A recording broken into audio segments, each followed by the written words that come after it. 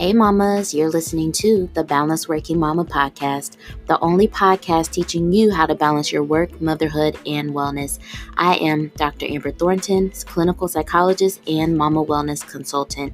Each week we dive into tips and strategies and much more so that you too can become a balanced working mama. Let's dive in.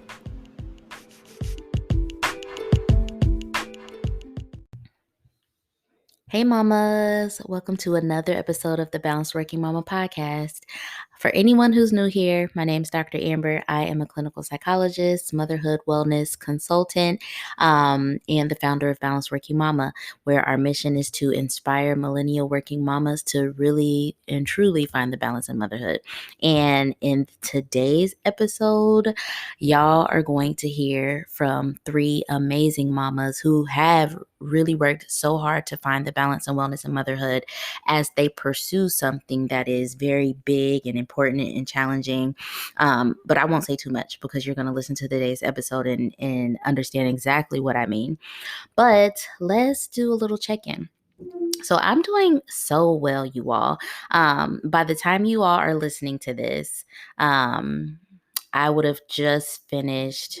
The way that I just phrased and worded that was weird. So basically, in the moment that I am recording this, I am coming off of a staycation weekend with my husband. We just celebrated 4 years of marriage.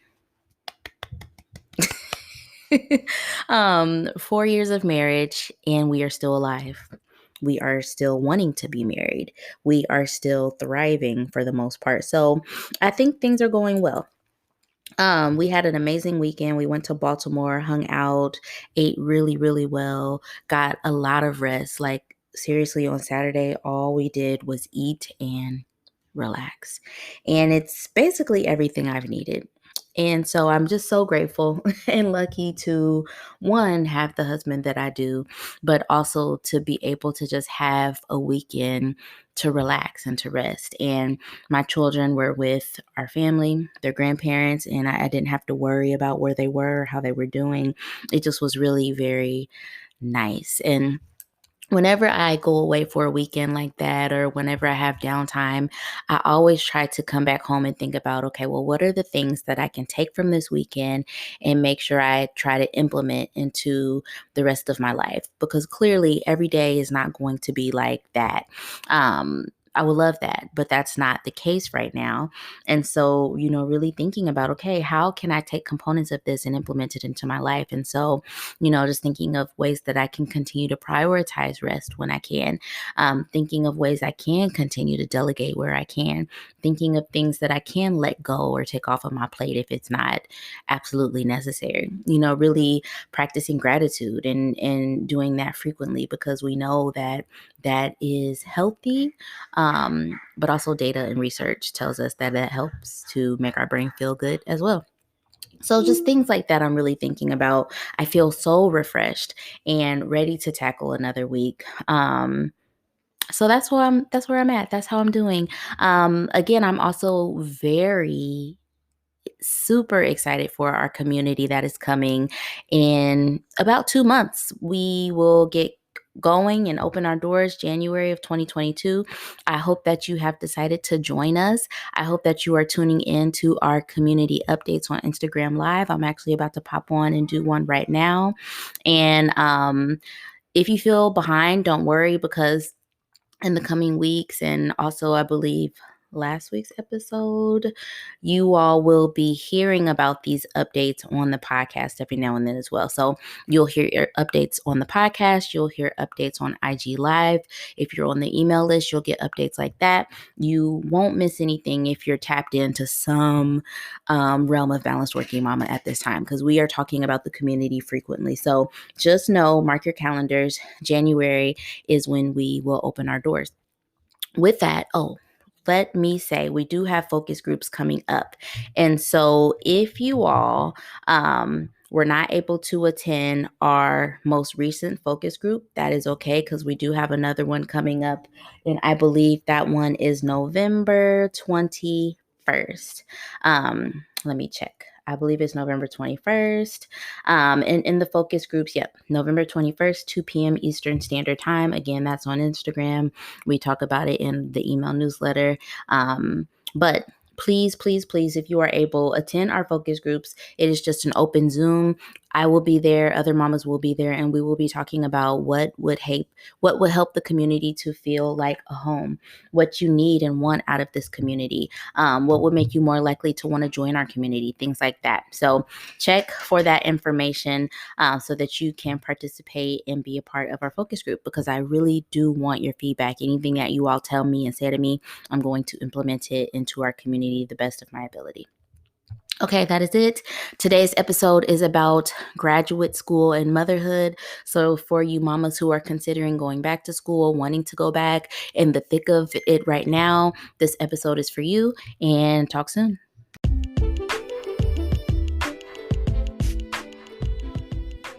Hey mama, Balanced Working Mama is growing. I want to make sure that you stay connected and up to date with everything happening over here. So you don't miss any of the good stuff, head over to balancedworkingmama.com, sign up for the newsletter. You'll always be the first to learn of any new podcast episodes, events, programs, and you'll get a hello from me every now and then. So sign up today, mama, because I want to connect with you soon.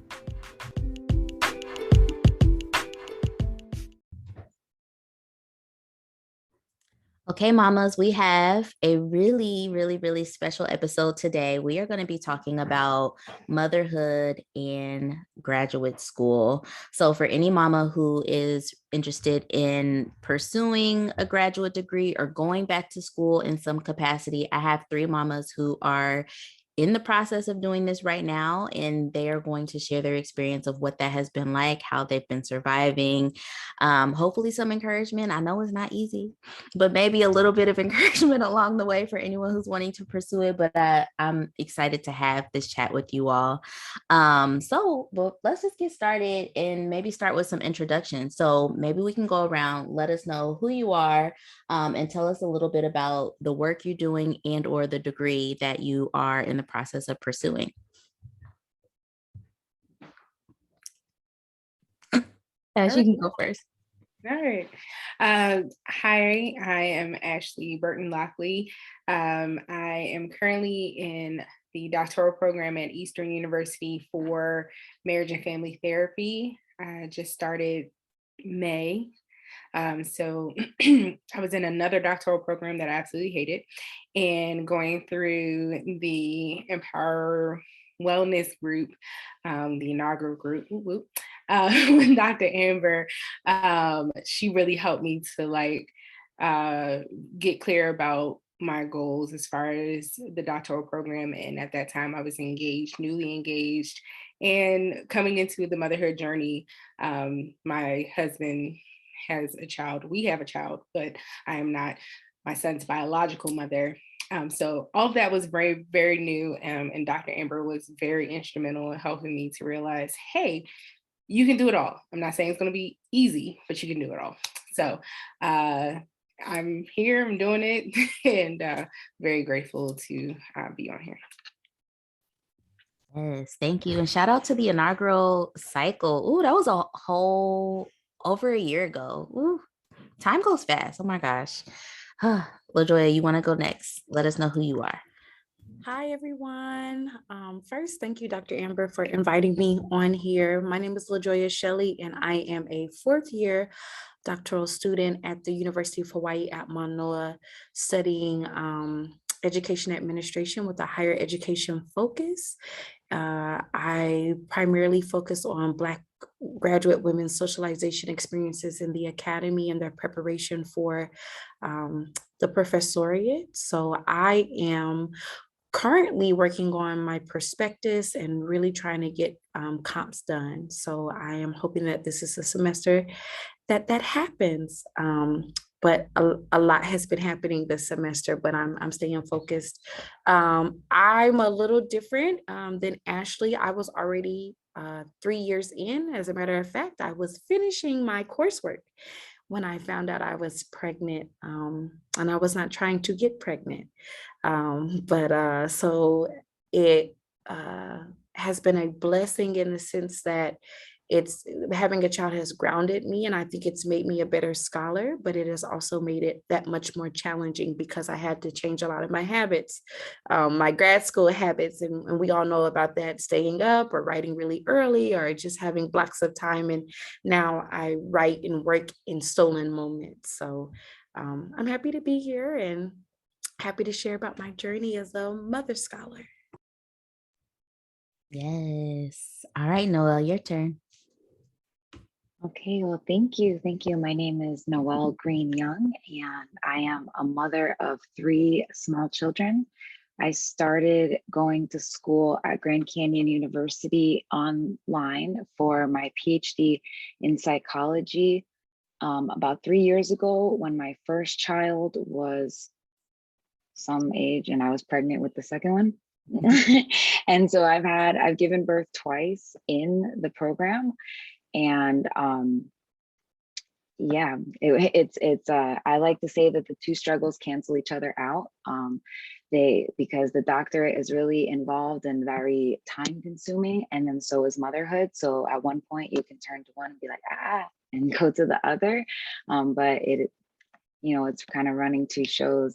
And my degree is in integrating education, psychology, and technology. And I'm at the prospectus phase as well. So I am what they call ABD, all but dissertation. And it's taking everything in me, not to be like, that's good enough, thank you, bye. Because this is the unstructured part that is definitely not set up for people who are caretakers, I would say, in any capacity. It's, designed for a different kind of lifestyle, so I'm happy to be here to share about what that's been like for me. So thank you so much.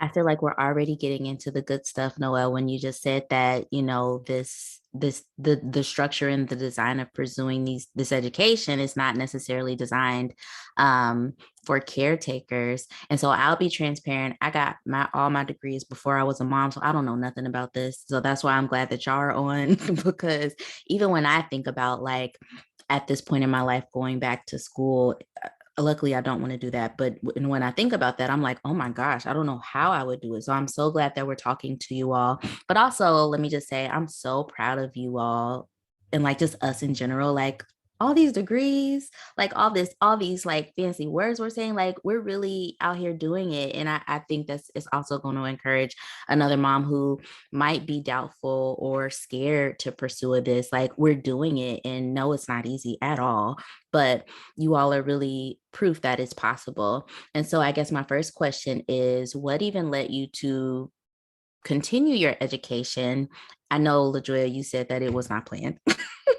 But if you do have something to contribute, or, Ashley or Noel, what led you all to say, yes, I still want to pursue my education, even in motherhood? Because I know a lot of mothers decide otherwise, and for good reason. But what led you all to continue to do this? I can jump in with this one. So I realized I was teaching online as an adjunct faculty member, and I wasn't getting hired for anything more than just that one position. And I realized that my master's degree in education plus work experience was not competitive enough. The higher education game was changing, and PhDs were becoming required for applications.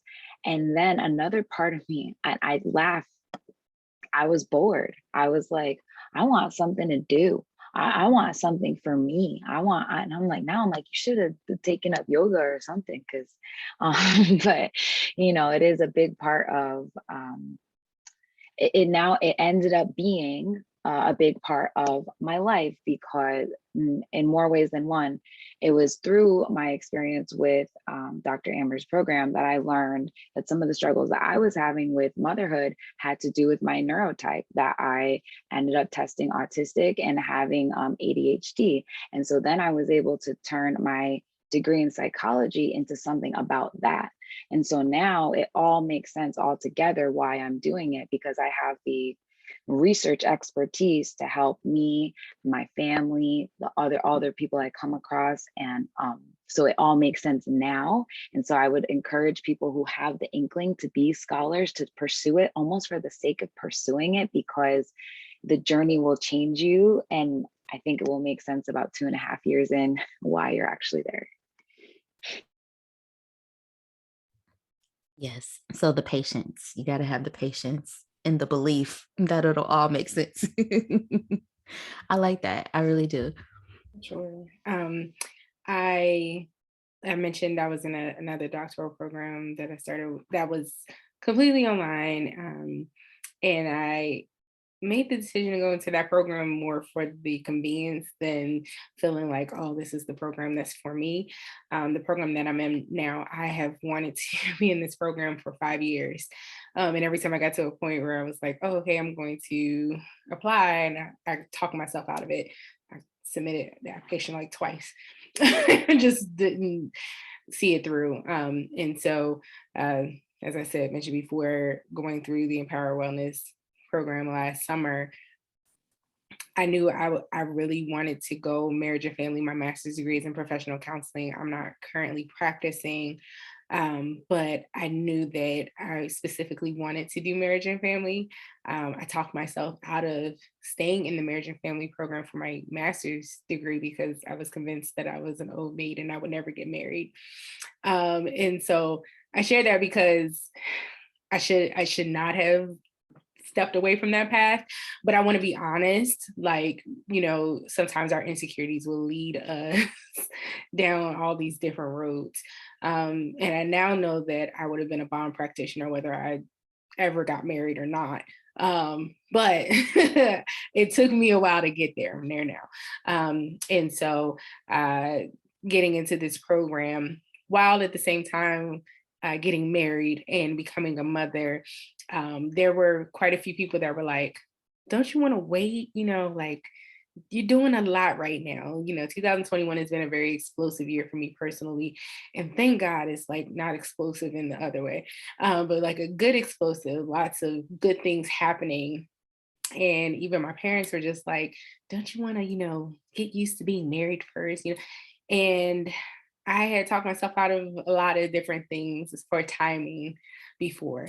And I just felt very strongly like now is the time to jump in. So talk to my now husband. He was on board with it, at least, what he thought it was going to be like. Go Frank. But, he was right there and ready. And so thankfully, we have learned a lot in the last 5 months of being in this new program, because it's a different level than the program I was in when I first met him. Like, I have to go up to Philadelphia. I'm in Maryland. I have to go up to Philadelphia once a semester for a residency week. I just finished that, and Romel, our son, he was just like, when I was explaining to him that I had to go up there, his first response was, bruh, who's gonna cook? And I was just like, so I'm gonna go to the store and I'm gonna put some stuff in the freezer, and I'm gonna need y'all to just sort it out. Romel's 10, so he's like at that age where he can start sorting it out, right? So it's been a very interesting but fruitful journey so far. So I love it.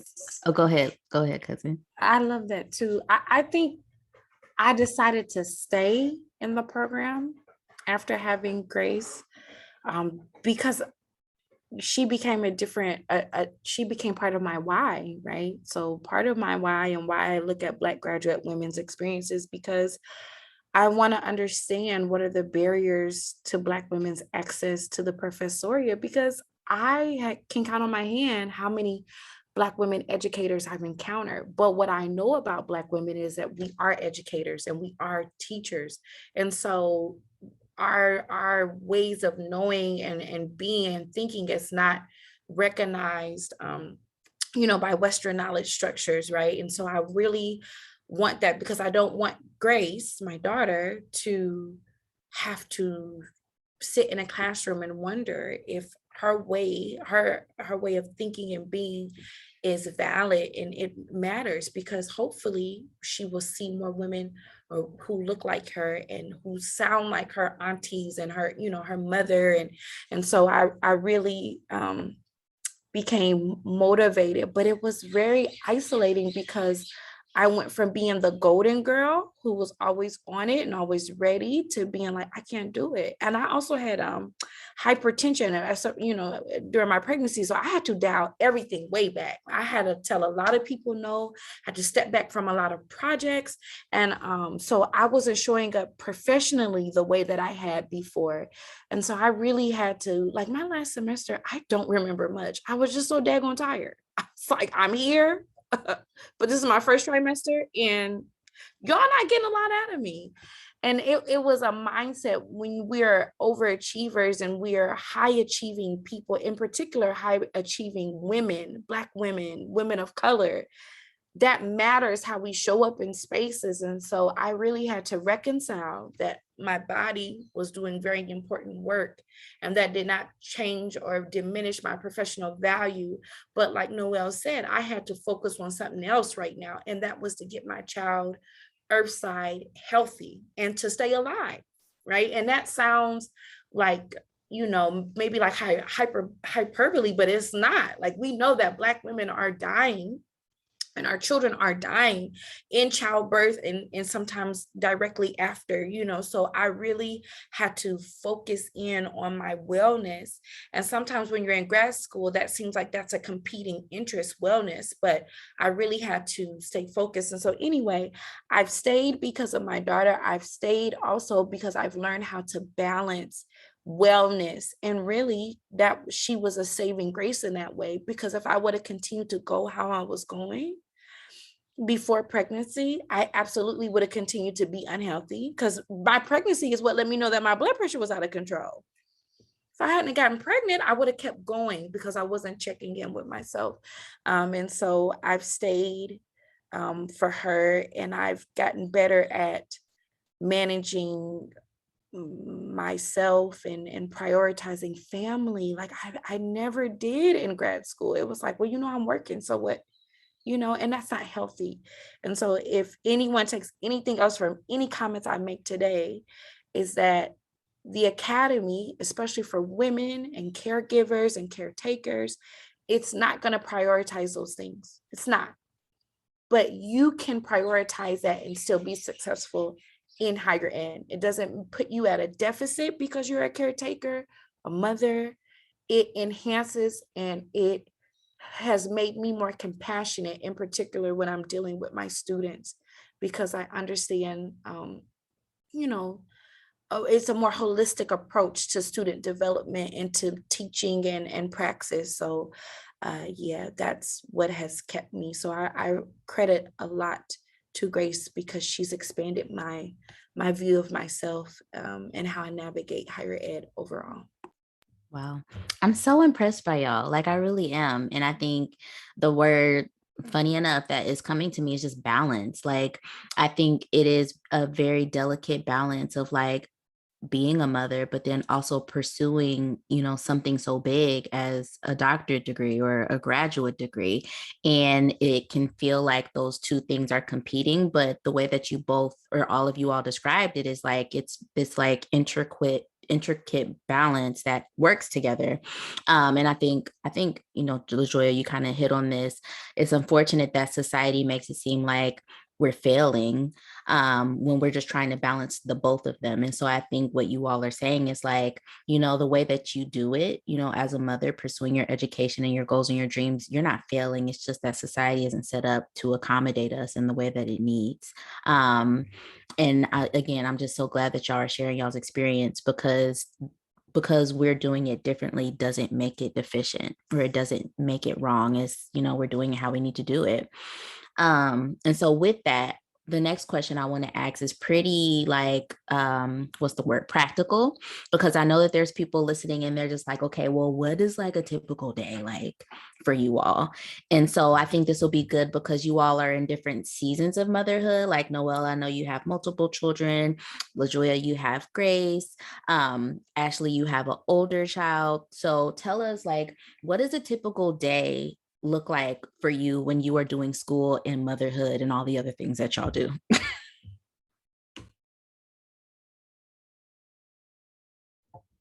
We're all laughing because what is a typical day, Dr. Amber? Like, Oh, I'm girl, sorry. I just had to throw it in because I knew somebody was going to ask, like, we're what's a typical all day? laughing. So there's no typical day. That's the answer. So that's first. There is not a typical day. There's no day. But one thing I've learned about balanced working mama is being organized and having a schedule. And so, of course, we're still in the panorama. And so that childcare looks different. Grace goes to a drop off, it's a morning. You can drop them off for the morning for a few hours twice a week. And balanced working mama actually helped me do that because I was trying to do school, take care of my child in my home because, of the current climate. And I really I was really nervous and apprehensive. And I felt bad, like, well, if I'm working from home, why can't Grace be at home? But that was my mom guilt, and that was fear, that was being afraid of change. And so, of course, going through the program and the Empower Wellness program really helped me work through a lot of that. So twice a week she does that. Now with the rises in the Delta variant, we're going a different route, and I have a friend who is going to watch Grace in my home 3 days a week. And so she is a godsend, and they are gone right now to the park. So the first thing is I had to figure out my childcare. On the days that I don't have childcare and it's just Grace and it's unreasonable for me to think that I'm going to start work in the morning. It's just, I'm not going to do it. I have to get up. We go through our routine. We play outside, or, we eat, we color, or whatever. And then during her nap time, I'll start my day typically, but most of the time I'm working at night, because what happened was I found myself being short or frustrated with Grace because mommy's trying to work, mommy's trying to get things done. It wasn't suitable. Our schedules were in conflict. So for me, I thought, how can I give my child the attention that she needs on the days that I don't have childcare, and go from there. And then, I will also use the evenings when my husband, Mark, comes home, and he'll say, okay, y'all, they go to the park in the afternoon. That gives me an hour. And so when I started, I talked about these stolen moments. So what I've done is my Saturdays are more extended because Mark's home and it's the weekend, but my husband is also in the Navy, and he's currently out to sea. So when he can't step in, and my friend's unavailable, a lot of it is in the nighttime where I write, and I just go to bed with Grace. I wake up after a few hours, and then I write that way, or I read or journal or whatever, because a lot of it is just trying to figure out, give your mind a break from being so consumed in baby land or toddler land to actually remember and focus. So a typical day looks like prioritizing Grace's needs and then stealing those moments. But when I stopped fighting it and feeling like I wasn't working during a traditional 8 to 5 or traditional work hours, it really freed me from feeling like I wasn't being productive, because you kept a child alive all day long. You kept a child healthy and fed and entertained, and maybe you held up a few flashcards and taught her something. Like, that is very productive. It's just not your work where you're being productive. And so that took some time, because in the beginning, again, I said, I'm a high achieving student. I could get up and crank out a paper or what, and it just wasn't flowing in the same way. So balanced working mama helped me recognize that I could still be who I needed to be. I just had to adjust but yeah, some structure, but again, she's 2. So what structure, but some guidelines. It has made a huge difference in asking for help. I like that. And so it sounds like you're saying there's not a typical day, but there's definitely typical intentions that you have for your days. And like you said, prioritizing Grace's needs, finding the moments when you can be focused. And what you said resonates with me. When my son was home during the pandemic, when everything was super closed. And so I noticed too, I was getting so frustrated because I'm like, okay, I'm trying to focus, but he wants me to play cars. And I'm just like, ah. And so that it makes sense where it sounds like for you, being intentional about those certain moments, and each moment has its own specific focus, so that you can really be in the flow with whatever it is you're doing. That makes a lot of sense. What about you, Ashley or Noel? Well, I think it's funny because what I wrote down in my notes is 2 scheduled homework days, the rest is chaos.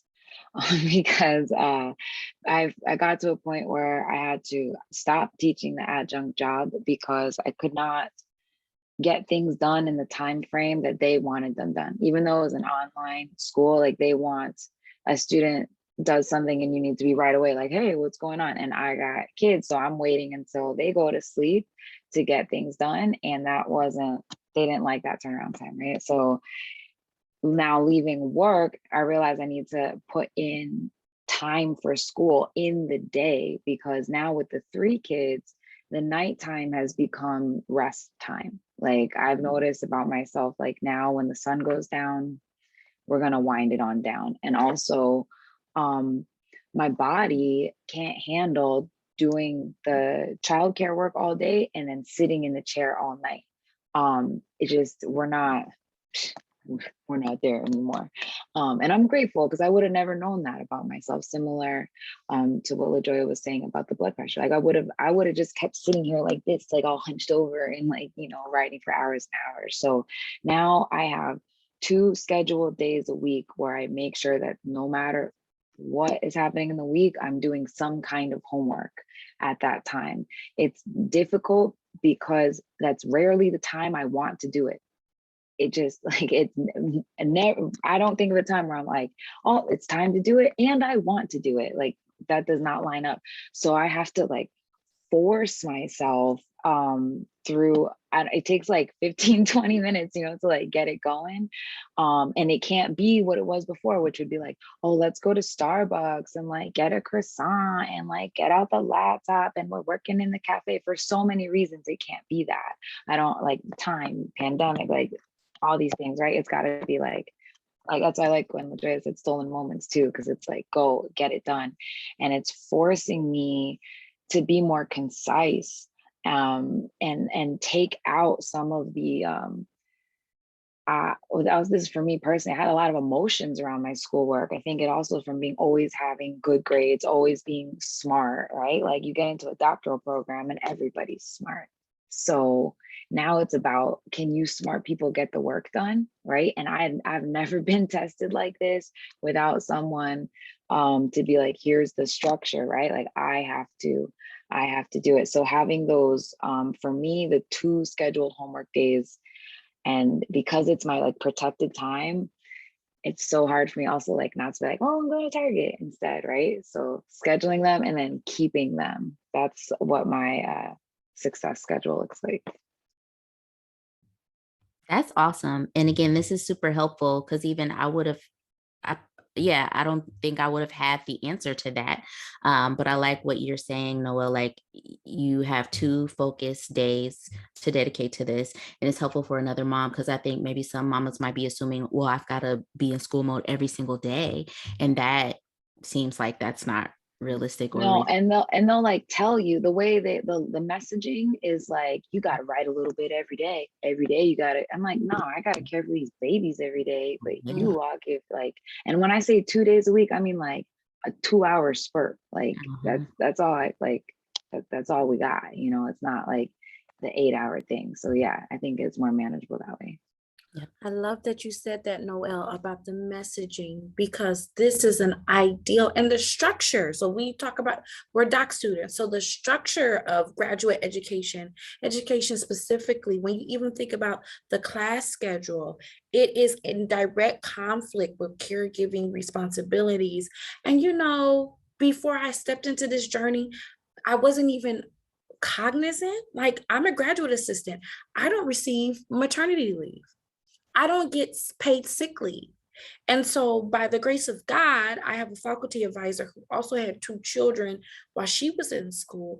And so she works with me, but I had to leave another assistantship because I was only going to get 30 days. So I was going to have to heal from having my child, come back, and any time that I used to take Grace to an appointment, or if she got sick or whatever, if I used up those 30 days, I was then going to not be paid or in jeopardy of losing my assistantship.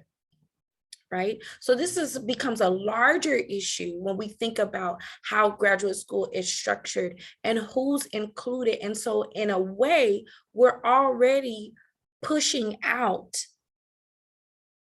caregivers, parents, non-traditional students, all of that. And so it really has made me become aware of the importance of showing up and staying in these spaces and sharing our journeys as mother scholars, because or caregiving scholars, whatever, however you like to say it. And then another thing I notice is I've never heard of a dad scholar, a father scholar, right? It's a mama. Like, oh my God, you're a mama, you're going to grad school. Like, there aren't men who or who have whole families, but there's somebody doing that work for them so that they can be set up and be successful. And so really just pushing back on this idea of scholarly production and what it looks like. And you're absolutely right, Noelle, that 30 minutes a day or every day, it's just not conducive to our lifestyles, but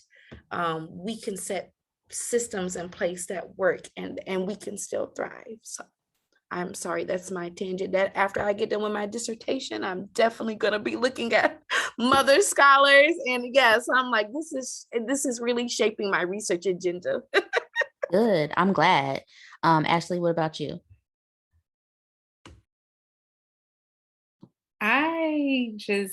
A mirror so much of what has already been said. My journey is a little bit different. Again, I have a 10-year-old, so definitely more independent in certain ways, but I'm new here. So we're still building that mother-child bond. And so I still work full-time.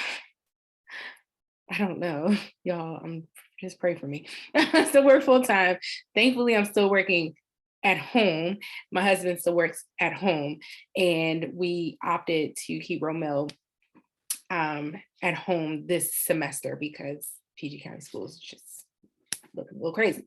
And so with that being said, like once I get Romel straight in the morning, he's very independent to go through the day. But what I also noticed about him is that at first I was like, this is my office. I'm in my office up here. And him and his father would be downstairs. And he reacts differently when I come upstairs and stay in my office all day. So I had to like start working down at a kitchen table because proximity is important, right? And so a lot of times proximity is enough. He can come in the other room, see that I'm sitting there. He's going to ask me to do something, even if his father is sitting there doing nothing. He's going to come and he's going to ask me.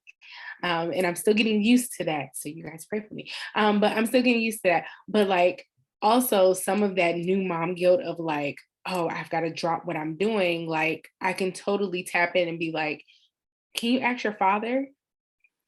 And Frank has done a better job at being like, hey, Romel, I see you need something I can help you with. So that's one of the things that me and Dr. Emmer talked about a lot last summer, right? Like looking for your people. I think it was Lovey that said, let my helpers find me. So like, what are the ways that I can accept the help that I have so I don't have to feel like I'm just being like the superwoman who consistently is just like being drawn from. And also, like most children these days, Romel is like addicted to his screens, and I feel terrible trying to set boundaries around screens, and then I'm sitting there while we're having family time typing away, right?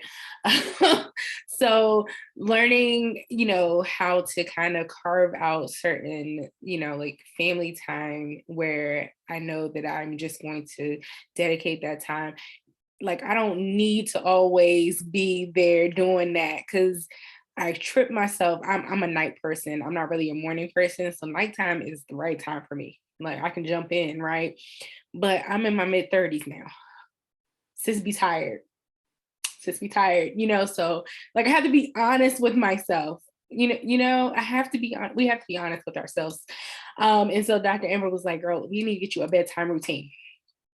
we need to get you a bedtime routine because you're not getting a lot of sleep. And you just really gonna be over there struggling. And so having built out that bedtime routine when I actually use it, sorry, Dr. Amber, has been really helpful. Like, but it's kind of one of those things like you start the semester off with the best of intentions, and by the end you're like, whoo. So grad school has really been an exercise in giving myself grace. Like my journey, and as you all have heard before, like your journey doesn't have to look like anybody else's. Some people can do the Tomodoro, where they do like the 15 minutes on, 30 minutes off, whatever. That doesn't work for me, but I'm not saying it won't work for you, right? I find now if I used to think that if I took a nap after I got off from my 9 to 5, that would help me out. For me, I have to kind of press through it. But that's trial and error. So I think the biggest thing I want to say is don't be afraid to try different things. Just because you may have functioned one way in undergrad or even in your master's program doesn't mean that that's going to work for your doctoral program. Don't be afraid to try what works, and don't be afraid to switch it up even in the middle of the semester if it's not working. So that's my biggest thing. I press through. Romel partners with me. Like he will ask me what I'm learning, and if I can't explain it to him, he'll be like, I don't know if I understand that. And so that helps me to understand, gauge if I'm really understanding the material. If I can break it down to him in a way that he can understand it at 10, then okay, maybe I'm doing all right. But, at first I was afraid to let, and even Frank listens in on my lectures and he'll ask me questions. And I'm just like, okay, this is a lot. At first I was just like, I don't want you to do that. But now I welcome it, right? Because he catches things that I miss. And I'm like, yes, let's do this 2-for-1 degree. Hey, everybody in the house is gonna be a marriage and family therapist. That's what we doing over here. So yeah, just definitely find your helpers. May your helpers find you, but may you find your helpers too. That's the biggest thing that I would like to say about that. Yes, I wish y'all could see, and this is why I need to put these things on YouTube or something. I'm not going to, but I wish y'all could see the reactions, especially from LaJoya. Cause she's over here, just guessing to everything. But yeah, you guys are amazing. Y'all are really amazing. I don't even have any words. Again, you all the experts of pursuing education and motherhood. And I think I'm just so proud of you all. And so the one thing it did make me think of, again, I got all my education before being a mom. Whew, I'm glad I did, because I don't know if I would have been able to do what you all do. But I do think that this thing that keeps coming through is these very systemic political issues that really do get in the way of caretakers, parents, especially mothers pursuing education. And I think that's one reason why Balanced Working Mama was a passion for me, not necessarily for pursuing education, but just being someone who is so achievement oriented, but then also seeing how motherhood for a lot of other women has really taken that drive and come in the form of guilt or lack of support or fear of asking for help or, not being able to set these boundaries. But just also just the fatigue of having to push back against society all the time. And so that is definitely a huge, all of that stuff was Balanced Working Mama, because I want women to know that if you are high achieving, if you do have passions and desires outside of motherhood, you can pursue all that. You just got to work on how to do it. But yeah, you can pursue all of that. And motherhood doesn't have to stop you. And this is I'm getting these vibes from you all. It's just yes, we've had to learn how to do this. We are pursuing the thing that we want, and we're still amazing mothers too. And so it just makes me feel good to hear you all talk about this. Um, and so I was going to ask a question about challenges, but I feel like I instead want to talk about supports, because I feel like people are listening and they're like, all right, we hear the challenges, but I really want to make sure that we talk about support even more, because I know that there's someone listening who is thinking, okay, well, how can I make sure that I get the support that I need so that I can pursue this education? And so I guess I want to ask you all, I know that many of you have already spoken to what support looks like, but maybe what has been the biggest support for you in pursuing graduate school, and or maybe has there been a support that has surprised you that you didn't even realize you needed? Maybe just say more about support and how it's helping you. So the first thing I think is that being transparent about your journey. I'm not at a deficit because I'm a mother scholar, but I also have very specific needs. I will not meet with you during nap time. I will not. Right? No, I will not do that. And at the time, so I just finished my breastfeeding journey, and it was almost 2 years long. And so a lot of the times when I would be in class, my camera is off for a very specific reason, because I'm probably nursing and or pumping, right? And so I think support for me first looked like saying, this is what I need, and like informing the important people, right? So that was my faculty advisor. That was colleagues, on different committees and things that I'm on, and just sharing that and being very specific. That was even telling students, you will receive emails from me at strange hours. It is not my expectation that you will respond to me. This is when I'm getting work done because I am a mother scholar. And not looking like, oh, I'm a mom, I'm so important, but just really saying like, this is my reality. So support first started with me being forthright and not feeling like I was less dedicated or less committed to becoming or to being a scholar because I'm a mother. And so really just reconciling that mindset. But support for me looks like, again, this is just this week. My friend recently moved out here with her partner, and she's like, I'm not working right now, I can work for you. So that would have been hard for me before, like just saying, yes, please watch my child. Like, I don't know why, it's just so goofy, but just again, unlearning all of these things about being a superwoman or I could handle it all. Because I grew up and we had like 2 babysitters. Not a lot of people watched us outside of my parents. I never saw my parents ask people to help. They just figured it out, husband and wife. My mother has gone back and pursued education not as a non-traditional student. And now Amber will tell you, like, she's doing a dang thing, but she waited. So I had no blueprint for how to pursue my goals and passions with the child. So that was the first thing. So accepting help from people outside of my family unit, and I'm also a military spouse. So you can't run over to grandmas or aunties because I'm all the way across the Pacific Ocean in a very small island. That's not going to work. So being open to different support has been meaningful. And I love what Ashley said about talking about things with her family. I found myself not always explaining to Mark the gravity or the importance of things that I was doing. And so, but then being annoyed, like, why don't you know that this is important? Well, he didn't understand the process. Hello. So communicating and sharing with him, so he get excited, like, comprehensive exams, that's important. Well, what's that? Like, and like explaining it to him. And so he's like, oh, I'm gonna ask off. But if I was just like, oh, I have to take comps, in a few weeks, and then I'm struggling because I'm not writing and I'll have a 2-week deadline, and then I'm like, well, why aren't you helping me? Well, he didn't know. So just breaking it down and sharing with him. And that also came from me too, being like, well, if I tell you what I need, then it looks like I can't handle it. And that is a lie. So that was a thing that I had to get over, and that support. And then just really my network. I am the only Black woman in my department, right? So just as a student, as a faculty member, but I'm writing about Black graduate women. So I've had to tap into my network. So I have a lot of sister scholars that are all over the country who I share with. I have folks who are either done or currently in graduate school, and and looking at them helps me know that I can get across that finish line.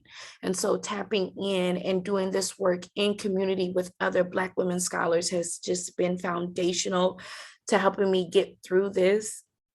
And then, just remembering that why. And so it's like, that's a support for me too, because I go back in and I check, and I have a vision board that's behind me. And I just go back and I reference that all the time, because it has also been a support, a source of support too, because it's reminding me of that this is purpose and this is purposeful. And that I'm not just getting a degree because I want to be called Dr. Shelley. I mean, it's going to be dope, but that's like, okay. But so that has been a source of support too. So really transparent about the help that being transparent about the help that you need, including your family, and then knowing that it's okay to receive help from outsiders. That has just been so valuable to me. And I have lots of group chats. I have lots of folks, and I talk to people differently. So my grad school friends that are not parents, we're having a different conversation about this journey. But if my grad school friends who are also parents, it just looks different because I can be more vulnerable and share. And so just figuring out like what you need from different people. I used to be a part of a writing group. They wanted to write at 7 o'clock. I can't. That's like peak dinner bath time. Can't do it. Have a homegirl who writes at night about 10, 11 o'clock. Okay, we can check in with each other because we know that we have to, because we have children. And so I'm not mad at them because they set their writing group at 7 o'clock. I just can't participate. So just finding your squad and folks who get it has been really helpful for me. That is really, really good. How about you, Noelle or Ashley? Yeah, well, I would agree with the finding other people who are on this journey whose lives look more like yours, which isn't always obvious. And sometimes you're that person who's like, hey, are you a mom? I'm a mom. Oh my God, hi, what's up? Like, you end up being kind of forthright just to get, friends in the academy or whatnot. And then I would also say I lean on my spirituality a lot. It's a lot of prayer. The school I go to is Christian, and part of my faith is Christian. So it's just nice that I can put like Bible verses in my discussion questions sometimes, or like it's not strange to talk about God at the school that I'm at and talk about that in psychology, right? But then even outside of that, at my ancestor altar, saying like, is this what y'all want? And like making sure, like checking in with a higher power about my path, and then hearing confirmations that keep me on it despite it looking like it's not going to be possible. Like through faith, I know that even though I can't see how this is going to get done, it's going to get done. So I would say a big support is the spirituality. Yes. Big connection. Big connection. Eastern is also technically a Christian school. Definitely more on the liberal side, and we're thankful for that. As a person who did a master's degree at Liberty, and I typically try not to say that, but it was convenient. But definitely making sure that I keep my spirituality as part of, in Zeus, my dog who just walked in, who is very much a part of my self-care and support. But I also think for me, support on a more practical level was an iCalendar that I share with two of my closest friends. And because I'm still in my coursework, I have more, kind of rigid more maybe established deadlines than LaJoya or Noelle. So like, I have very like, this is due on this day, this quiz is due on that day, this paper is due on that day. And so my best friend, Kim, shout out to Kim, she gets all of I set up the notifications to go off 2-3 days beforehand. And she'll like check in at the end of the week, like, yo, did you get your work done? And I'll be like, yeah, girl, lying. But but it'll be like, oh man, that's a great reminder because I totally snoozed it on my phone. But if Kim comes up and says, okay, then I know like this weekend I really need to. So like that was like a really practical way for me, because it got really hard at one point trying to keep up with those deadlines.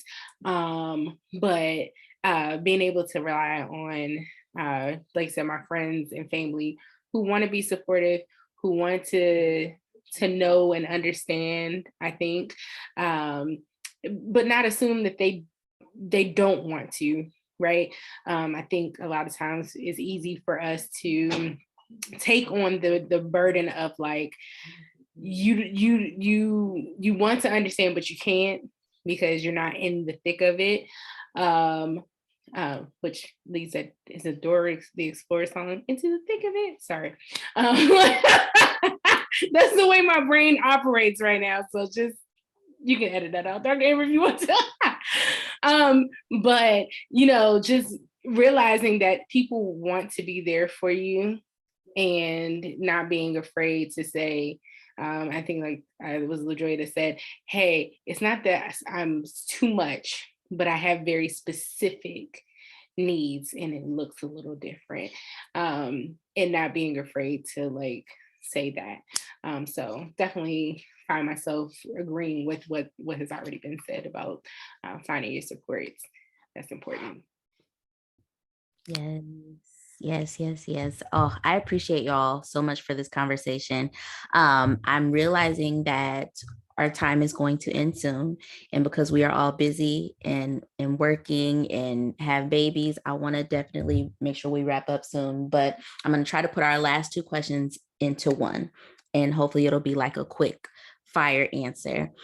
What would you say to a mama who's listening now and still on the fence about whether she should pursue her education, but then also let us know how we can connect with you if someone wants to connect with you and chat after?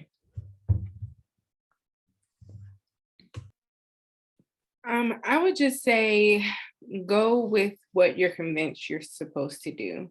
It's really easy for us to talk ourselves out of things. And I say that from experience. But if you are someone who's self-aware and deeply in tune, you will know what decision it is that you're supposed to make. So use those support systems to kind of talk through. And people will tell you what they think is best, but don't let that dictate what it is that you actually need to do. You can ask for people's advice, but trust that you are empowered to make the best decision possible for yourself. I'm Ashley Burton Lockley. You can find me on social media. I just changed my handle, didn't I? Ash Lockley. I also have a mental health brand, Mastering Mind Matters. You can find us on Instagram and Facebook. Thank you, Dr. April, for having me. No problem. And we'll make sure we include all of y'all's information in the show notes too. All right, go ahead, LaJoya. First of all, you belong in the academy. And this is, I'm speaking specifically to my women of color, my Black, Indigenous people of color, women scholars, queer scholars, folks with marginalized identities. You belong there, right? So I think that's the first thing. If you think you have something to be said that isn't being said, why not you? Like, we're waiting on what you have to offer. So that's the first thing. And that's the only thing really that I would have to say. And so being a mom is going to enhance you. It will serve you. It will enhance your way of thinking and being. And so it's always going to be an asset and never a deficit. You can find me on social media. My Instagram handle is at just Joya, just Joya. And I'm on Twitter too, but I mostly just like stuff. But my handle is LR Shelley. My last name is SHELLY. I'm still trying to figure out what type of Skylar I want to be in. So, when you start tweeting stuff and you get trolls, I'm apprehensive, but I'm there, LR Shelley. You can find me there too. And then on Facebook as LaJoya Reed Shelley, but that's just really me connecting with family and sharing a million pictures of grace. So thanks, Dr. Amber. And I'm so grateful to be in this conversation with Ashley and Noel. I've learned so much today. You are so welcome. All right, Noel. All right. Well, yeah, overall, I would say there's exciting work being done in the academy, and your story, you being the person who's not here yet, your story is a part of it. Anyone can learn the research skills. There's a bajillion YouTube videos will teach you how to do the research, right? What they can't teach you is your whole background, like your whole vibe that you're bringing to this, and it's needed. So yeah, to echo what LaJoya said, and also that it's worth it. I'm exhausted, but I would be anyway. So at least this way, when the kids are in school, I'll also have a doctorate. It seems like it's going to work out, right? And yeah, you can find me on Instagram and Twitter on the page for my astrology business. It's Noella Star Queen, Noela, and then Star Queen. And I would love to talk to you all there. Thank you all so much. I appreciate you all so much. I know this is going to be so helpful for another mama. So thank you so much.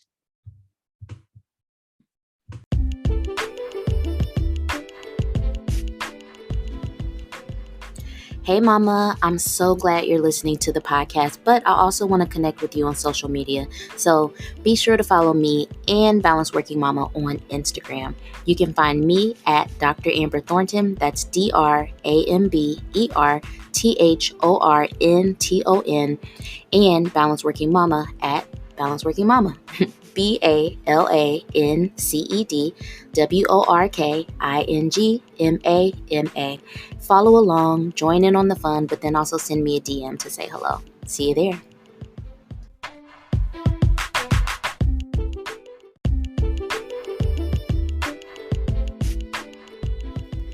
Hey mama, thank you for listening to the Balanced Working Mama podcast. If you love this podcast, please be sure to rate it and share it with another mama that you know.